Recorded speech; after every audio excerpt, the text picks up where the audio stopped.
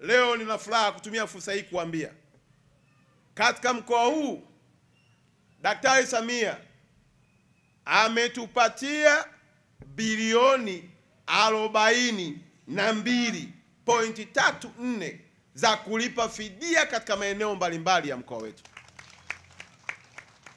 Tuna ujenzi wa barabara Mianzini pale, ina urefu wa kilomita 18, fidia iko nadaiwa. Akaja waziri wetu wa fedha, nikamleta waziri wetu wa ujenzi na mbunge wa Arusha DC, akajenga hoja, tukakubaliana, tukanyanyuka, nikaomba pesa. Awamu ya kwanza zikaja bilioni 1.3, awamu ya pili zimekuja bilioni 1.7.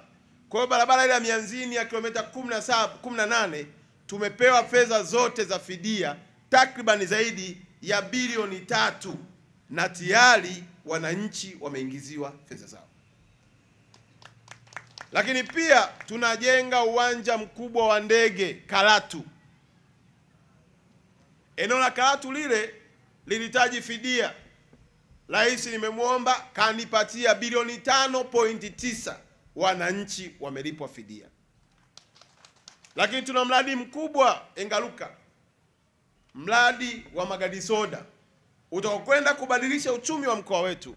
Takriban bilioni 14 Daktari Samia ameshatupatia ndani ya huu mwaka mmoja nilioko hapa, na tayari wananchi wanalipwa nini? Fidia zao.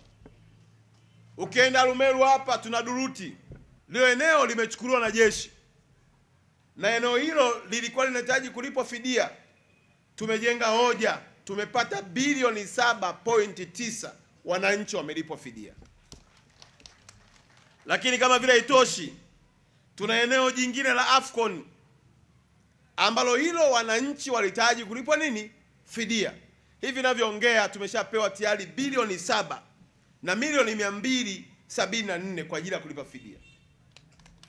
Na hapa tulipo leo Losiru hapa, mnajua mmehangaika, watu 110 ngapi? 17.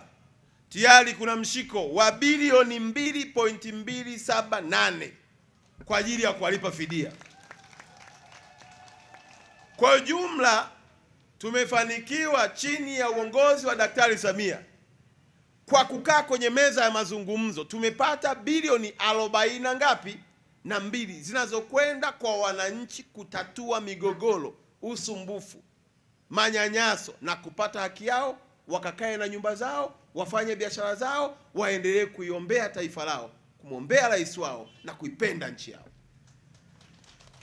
Na jambo hili si sifa ya mtu mmoja.